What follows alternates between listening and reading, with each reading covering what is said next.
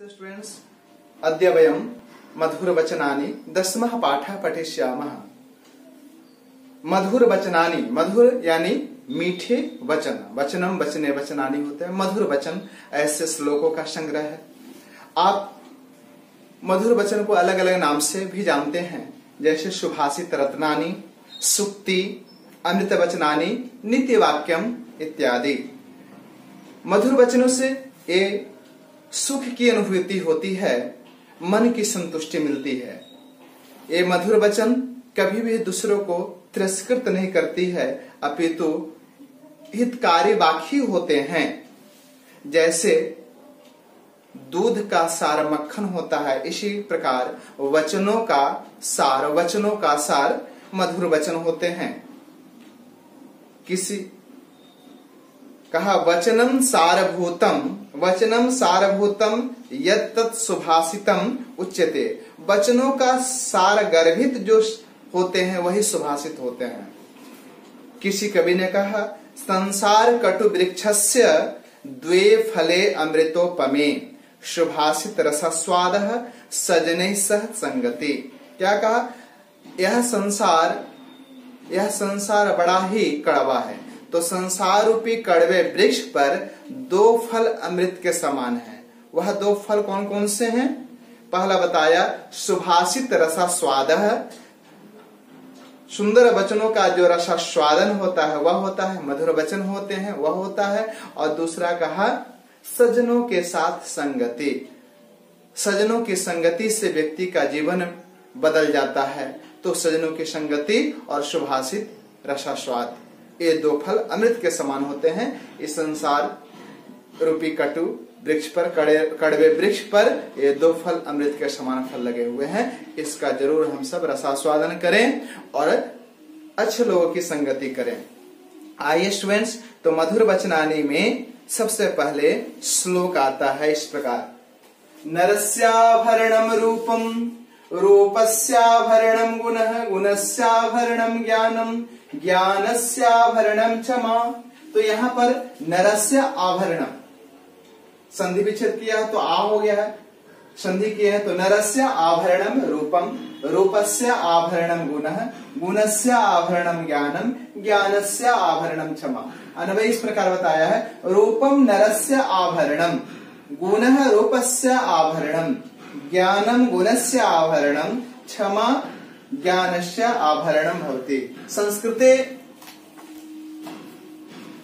भावार्थ कहता है रूपम अर्थात सुंदरता मनुष्यस्य आभूषणम अस्ति, गुणः सुंदरतायाः आभूषणम भवति, गुणस्य आभूषणम ज्ञानम गुणस्य आभूषणम भवति, सहनशीलता च ज्ञानस्य आभूषणम भवति। इस प्रकार देखोगे हिंदी में भाव क्या कहा कि रूप व्यक्ति का चेहरा, रूप जो होता है मनुष्य का आभूषण गहना माना जाता है। सुंदर चेहरा है, ईश्वर ने अच्छा शरीर दिया है, तो वह मानव का सबसे बड़ा आभूषण होता है।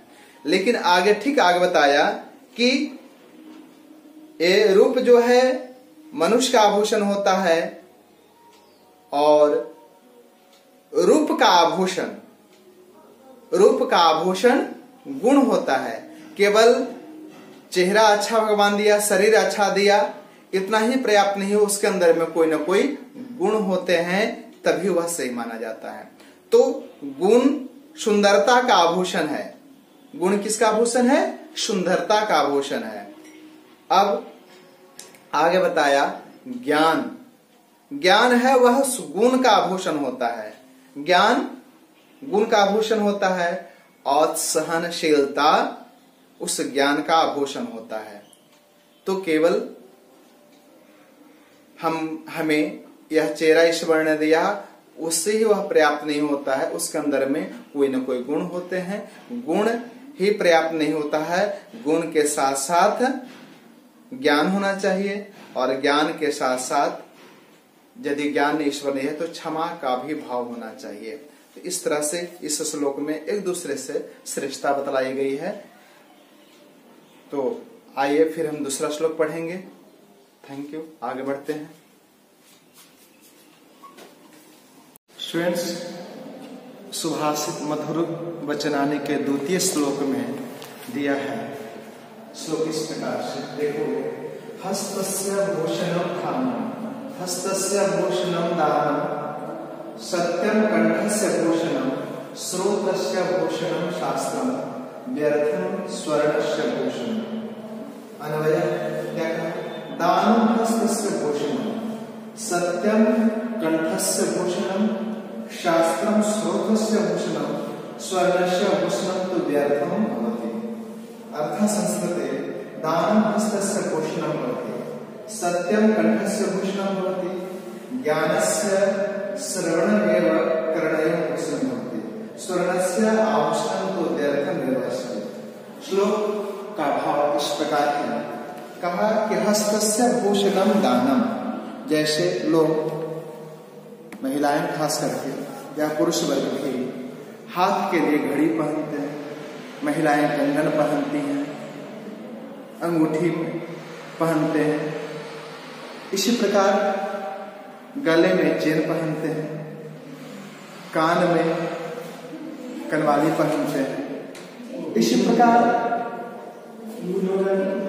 इस प्रकार सोने के अलग अलग गहनों से पूरे सजाते हैं हम अपने शरीर को। लेकिन नीतिकारों ने क्या बताया? कहा कि वास्तविक में हाथ का आभूषण गहना कंगन या घड़ी नहीं हो सकता है, वह तो दान है। दान देना होता है ना, तो हाथ का आभूषण दान होता है। गले का आभूषण चेन मंगलसूत्र आदि नहीं हो करके सत्य वचन हो सकते हैं, सत्य वचन होते हैं। और ज्ञान का आभूषण सुनना होता है। श्रोत्रस्य भूषणम शास्त्रम, शास्त्रों का वचन सुनना कान का गहना है। तो ये सारे जो गहना है, सोने के जो गहने हैं, वो तो सारे व्यर्थ है, बेकार है। इस प्रकार इसका भाव वास्तविक में किन अंगों का क्या आभूषण है, यह द्वितीय श्लोक में बताया गया। आइए स्टूडेंट्स, अब हम लोग तीसरे श्लोक की ओर चलते हैं। ठीक है, तीसरे श्लोक की ओर। स्टूडेंट तृतीय श्लोक है, किमस्ति पठन्तु शृण्वन्तु। यथैकेन नहस्तेन तालिका सम्प्रदद्यते तथोद्यमं परित्यज्य न फलं कर्मणः भवेत्।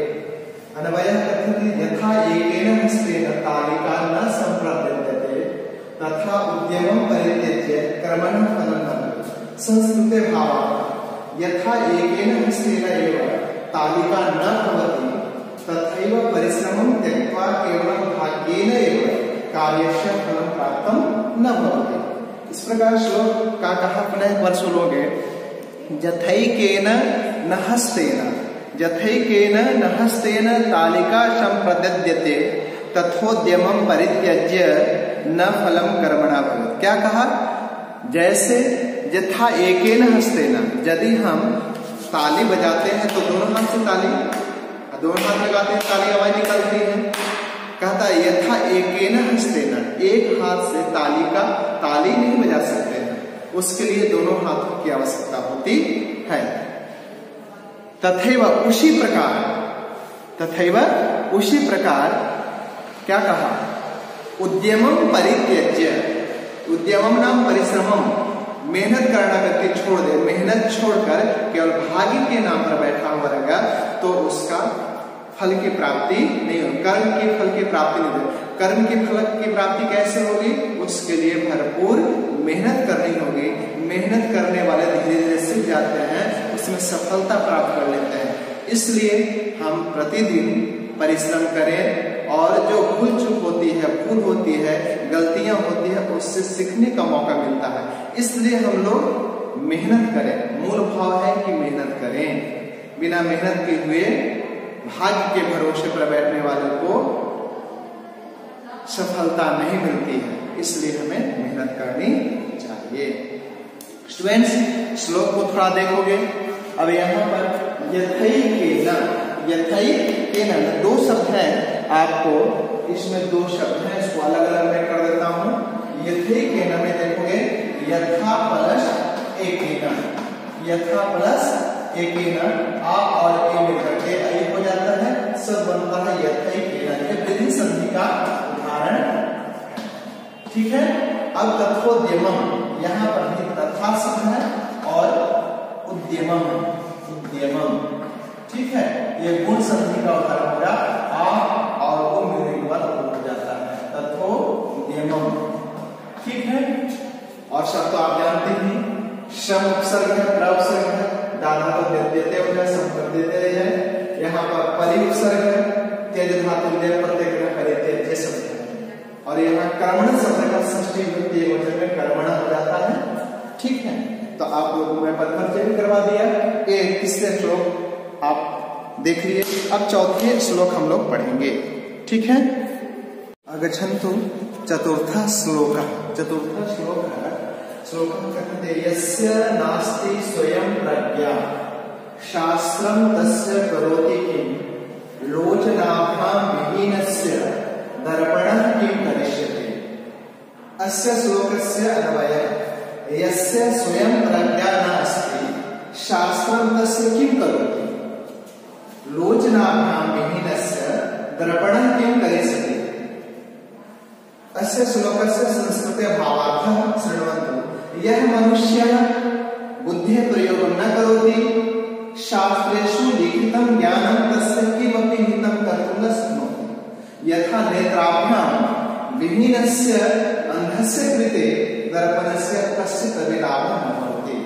श्लोक आप लोगों ने सुना, पुनः एक बार सुनोगे। यस्य नास्ति स्वयं प्रज्ञा शास्त्रं तस्य करोति किं लोचनाभ्यां विहीनस्य दर्पणः किं करिष्यति। क्या कहा? यह प्रज्ञा, प्रज्ञा यानी बुद्धि, प्रज्ञा यानी बुद्धि।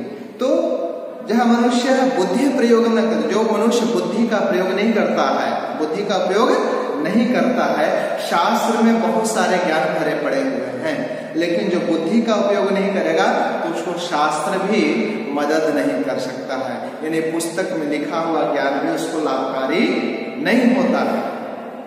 एग्जाम्पल बताया कैसे? जैसे एक अंधे व्यक्ति के सामने आईना रख दिया जाए तो आईना का वह कुछ भी लाभ नहीं ले सकता है। अंधे व्यक्ति यदि आईना के पास जाता है तो उसका अपना चेहरा नहीं दिखाई देगा। इसी प्रकार शास्त्र में बहुत सारे ज्ञान भरे पड़े हुए हैं, लेकिन बुद्धिहीन व्यक्ति को लाभ नहीं होता है। इसलिए बुद्धि का उपयोग करना चाहिए।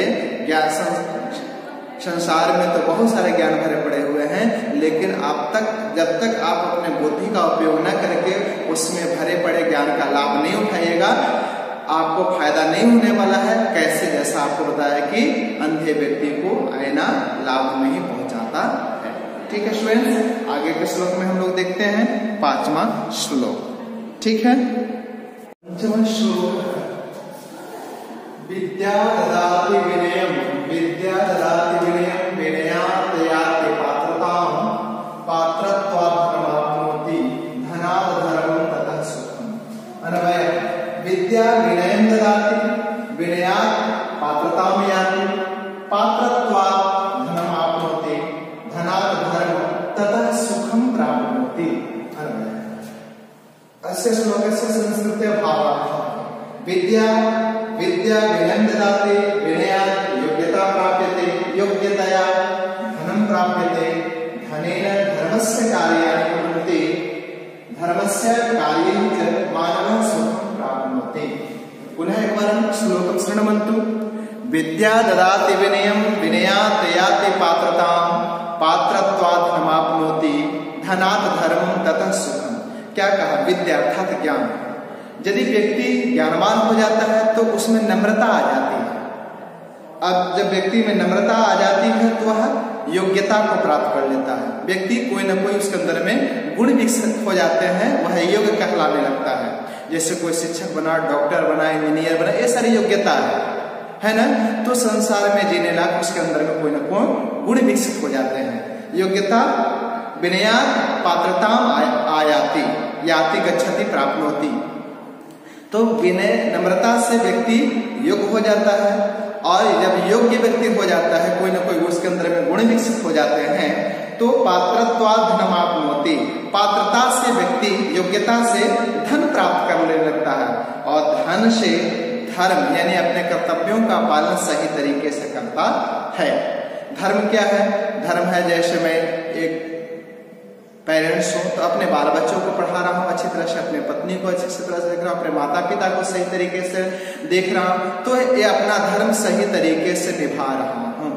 तो धनात् धर्म, धन से अपना धर्म का पालन सही तरीके से करता है, और धर्म का जब पालन कर लेता है तो व्यक्ति को संतुष्टि मिलती है, सुख की अनुभूति होती है। तो मूल बातें हैं इसमें विद्या प्राप्त करना चाहिए, ज्ञान प्राप्त करना चाहिए, उसी के बल पर सब कुछ टिका हुआ रहता है। इस प्रकार इस चैनल में देखोगे, इस श्लोक का चैनल क्या है? विद्या यानी ज्ञान, ज्ञान से व्यक्ति विनय प्राप्त करता है, विनय से पात्रता यानी योग्यता प्राप्त करता है, योग्यता से धन प्राप्त करता है, धन से अपने कर्तव्यों का पालन, धर्म को अच्छी तरह से निभाता है, और उससे व्यक्ति को सुख की प्राप्ति होती है। तो इसमें विद्या की महिमा बताई गई है। ठीक है, तो आपने सुवचनानी पढ़ा और इस वीडियो को आप बार बार देखेंगे। धन्यवाद स्टूडेंट्स, थैंक यू।